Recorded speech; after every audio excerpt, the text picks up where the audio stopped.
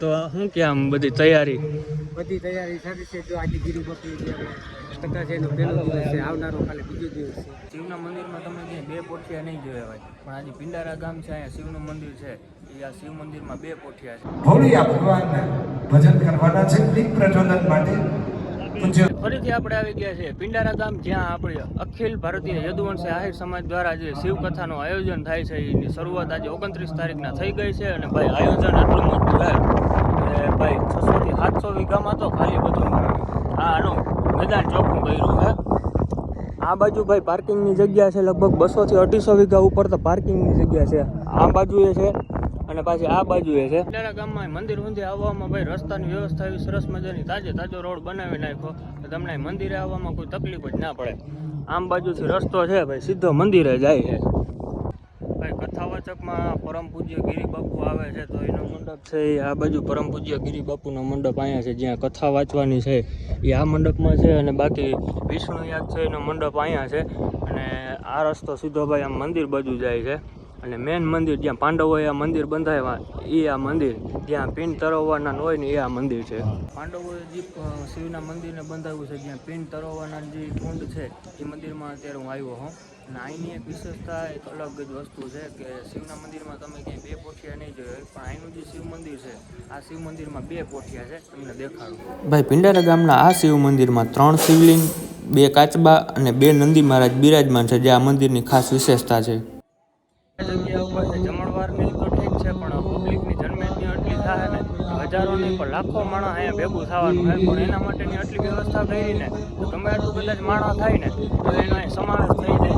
કેમ કે ભાઈ 700 વીઘામાં તો ખાલી આ બધી જગ્યા છે, ચોખ્ખું કર્યું માણસ. આમાં તમે હિસાબ કરો કેટલું માણસ સમાઈ જાય. ગિરિબાપુજી કથા વાંચવાના છે એ મંડપ છે, એ મંડપ તો હજી અહીંયા છે, આપણે હજી અંદર ગયા નથી. અને હજી તો ભાઈ શરૂઆતના દિવસ, આ પહેલો દિવસ છે ખાલી. તમે જો એની જન્મેજ નહીં જોઉં, આખી આહિર સમાજ ભેગી થાય છે. યા હિસાબ કરો તમે. આપણા ગુજરાતમાં છે ને ભાઈ શિવકથાના મોટું આયોજન આપણે અહીંયા પિંડારા ગામમાં થાય છે. જ્યાં બેઠક છે એવા આ દિવ્ય સ્થાનોના, દિવ્ય સન્નિધિના આશીર્વાદ મેળવવાના છે. બપોરના 12 વાગ્યા છે ને પ્રસાદી લેવાનું અત્યારે ચાલુ થઈ ગયું છે, તો આપણે પ્રસાદી લેતા આવીએ. અને ભાઈ ખાલી પ્રસાદી લેવાનો જે મંડપ છે ને એ એટલો મોટો છે ને કે એમાંય હજારો માણસ સમાઈ જાય.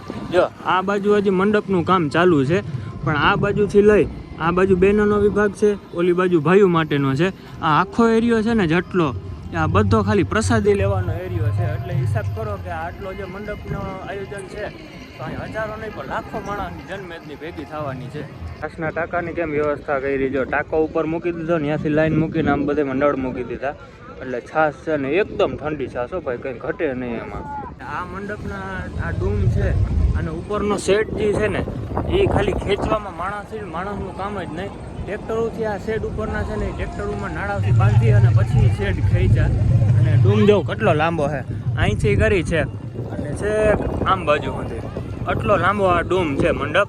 અને મેન આ ડૂમ છે કે જ્યાં શિવકથાથી ગિરિબાપુ વાંચવાના છે ને એ આ ડૂમ છે. ભોળિયા ભગવાનના ભજન કરવાના છે દીપ પ્રજ્વલન માટે. પૂજ્ય સંતોને હું વિનંતી કરીશ, એમના શ્રી ચરણોમાં પ્રાર્થના કરીશ. પરમ પૂજ્ય પરમ શુદ્ધિ પાદ પૂજ્ય પ્રાતસ્મરણીય નેપાળી બાબા ના કરકમલોથી દીપ પ્રજ્વલન. રસોડાનો જે મંડપ છે ને એ મેં જોયો નહોતો, પણ અહીંયા આવ્યો ને આ બાજુથી નીકળો જોયો કે ભાઈ રસોડાનો મંડપ એટલે આ આખો ડૂમ છે ને ભાઈ, આ આખો રસોડાનો એરિયો છે. અને અહીંયા પાછું કે કોઈ ગેસનો કે એવો ઉપયોગ જ નથી કરતા, દેશી ચૂલાથી જ બધી રસોઈ પકાવવામાં આવે છે, પ્રસાદી તૈયાર કરવામાં આવે છે. અને એ કઈ રીતના કે આ રીતના ખાડા કરી ઈંટોથી સરસ મજાનું ચૂલા આકારનું બનાવી અને બધી રસોઈ તૈયાર થાય છે.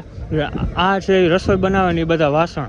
આ તમે ભાઈ ખાલી ટોપ કેવડો છે મોટો ને એ જો, આ ટોપનો એરિયા જોઈ લો. આ ચૂલ છે ને એનાથી મોટા ટોપ છે.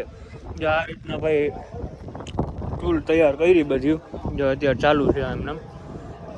અને ભાઈ રસોઈ તૈયાર થઈ જાય એટલે સીધો એને પછી ટ્રેક્ટરથી અહીંથી બધા વાસણ ભરી ટ્રેક્ટરમાં લઈ, ટ્રેક્ટરની ટોલીમાં, અને પછી જે પ્રસાદીનો એરિયો છે ઓલી બાજુ મેં તમને આગળ દેખાડ્યો એ બાજુ ટ્રેક્ટરથી જ બધી વસ્તુ અહીંથી હારીને લઈ જાય. કેમ કે ભાઈ ચાલુ જ રાખવું પડે, ટ્રેક્ટરો છે એમને ચાલુ જ રહે, લાઇનસર એકબીજા છે એ ટ્રેક્ટરો લઈ અને સ્વયંસેવકો જે છે એ ચાલુ જ રહે. અને વ્યવસ્થા એવી છે કે અલગ અલગ ગામનો છે એ પીરસવામાં વારો હોય કે આ તારીખે ભાઈ આ ગામનો વારો છે, આ તારીખે આ ગામનો વારો છે. એ રીતના અલગ અલગ તારીખનો ગામ જે પણ ગામ નક્કી કરે એ ગામમાં જેટલા માણસોની જરૂર હોય એ પ્રમાણે ગામ વાઇઝ પીરસવામાં વારા રાખ્યા છે. અને બાકી જોઈ લ્યો ભાઈ, આ આખો મંડપ છે એ રસોડાનો એરિયો છે. અને આજથી 3-4 મહિના પહેલાં જ ભાઈ લાકડા કાપી અને એનો સ્ટોક કરી લીધો. જે સ્ટોક ઓલી બાજુ સામે પડ્યો છે. કેમ કે ભાઈ ગેસના ચૂલાનો તો કંઈ ઉપયોગ જ નથી, દેશી રીતના જ બધી રસોઈ બનાવવામાં આવે છે, તો લાકડાનો સ્ટોક રાખવો જ પડે. બાકી જો આપણા બધા આગેવાનો છે, શું કે મજામાં? મજામાં. કયું ગામ? પાનેલી. વાહ ભાઈ વાહ, પાનેલી. એવું હોય? વાહ ભાઈ વાહ. તો શું કે આમ બધી તૈયારી સારી છે. જો આજે ગીરી બકરી જે ટકા છે એનો પહેલો દિવસ છે, આવનારો કાલે બીજો દિવસ છે. બધું સારું જ છે. આજે લગભગ નહીં તો 5-7 હજાર માણસો અહીંયા જમવાની પૂરેપૂરી વ્યવસ્થા છે. ગોંદીની ગાંઠિયાની ટોલી બધી ભરેલી છે, શાકના, પછી દાળના અને ભાતના પણ મોટા મોટા ટોપિયા છે. પછી પાણીની ફૂલ વ્યવસ્થા છે, બર્તનનો સ્ટોક છે. મંડપની અંદર 64 કાઉન્ટર, લેડીઝ અને જેન્ટ્સ અલગ અલગ કાઉન્ટર, અલગ અલગ 64 કાઉન્ટર છે. અને મારે બાકી તો બહુ તૈયારી સારી છે. અને આ રીતના પ્રભુ દ્વારકાનો નાથ આપણા 9 દી ટૂંકમાં આપણું ધ્યાન રાખે, વિઘ્ન ના આવે. કે યદુવંશી આહિર સમાજનું 9 દી ધ્યાન રાખે એવી હું યદુવંશી આહિર સમાજ તરફથી ભગવાન દ્વારકાધીશને પ્રાર્થના કરું છું. વાહ ભાઈ વાહ, તું બધેનું ધ્યાન રાખ. વાહ ભાઈ વાહ, જય દ્વારકાધીશ. તો ભાઈ આપણા સમાજના આગેવાનો છે, સ્વયંસેવકો છે, એ બધા ફૂલ સપોર્ટમાં અને કંઈ ઘટે એમ જ નથી, ફૂલ તૈયારીથી બધું. પાછું એમાં એવું નહીં કે ભાઈ કામ નથી કરવું. જેને જે મજા આવે, જેને જે કામ આવતું હોય, ઉકલતું હોય, એ બધા કામમાં લાગી જ જાય. કોઈ પણ પ્રકારનો આરફ નહીં કે કંઈ પણ નહીં, એકબીજા છે એ કામમાં લાગી જ જાય છે. એટલે આ રીતના કંઈક ભાઈ સરસ મજાની વ્યવસ્થા છે. ત્યારે ટ્રેક્ટર આવી ગયું છે, રસોડામાંથી બધી પ્રસાદી ભરી ટ્રેક્ટરની ટોલીમાં, અને પછી જે પ્રસાદીનો એરિયા છે એમાં બધી પ્રસાદી લઈ જાય. સમાજના બીજા ઘણા બધા આગેવાન છે અત્યારે હાજર છે રસોડામાં, તો આપણે એની પાસેથી આ આયોજન વિશેની કંઈક થોડી ઘણી માહિતી લઈ. તો આ બધા આપણી સમાજના આગેવાનો છે, તો એની પાસે થોડીક માહિતી લઈ. તો આપણે ભૂતપૂર્વ પ્રમુખ સાહેબ ને, હા, જગદીશભાઈ પાસેથી શરૂઆત કરીએ.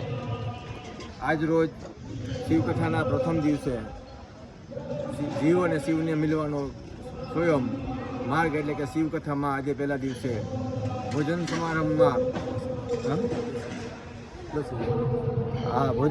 ભોજન વ્યવસ્થાની સમિતિ અમે સંભાળીએ છીએ. અને ભોજન વ્યવસ્થામાં ખૂબ સુંદર મજાની કામગીરી ચાલી રહી છે.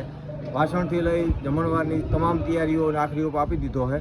અને ટ્રેક્ટરો દ્વારા ખૂબ ઝડપથી વ્યવસ્થા કેવી રીતે કરી શકાય એના માટે ટ્રેક્ટરો દ્વારા ટોટલ 164 કાઉન્ટરો આપેલા છે. લેડીઝોમાં 32 અને જેન્ટ્સમાં 32.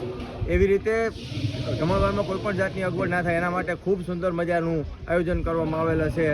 સ્વયંસેવકોએ ખૂબ સાથ સહકાર આપેલ છે. આજે અંદાજે 8 થી 10 હજાર માણસોનું જમણવાર પૂર્ણ કરેલ છે. અને આવતીકાલે પણ કાયમીથી કાયમી માણસોનો વધારો થશે. અને ખૂબ જ બધાને હું ભાવભર્યું આમંત્રણ આપું છું કે આ શિવકથાનો ખૂબ જ લાભ લ્યો એવી સૌને હાર્દિક શુભકામના. જય દ્વારકાધીશ. બીજા કોઈ બોલવા માંગતા હોય આપણે આ આયોજન વિશે? તો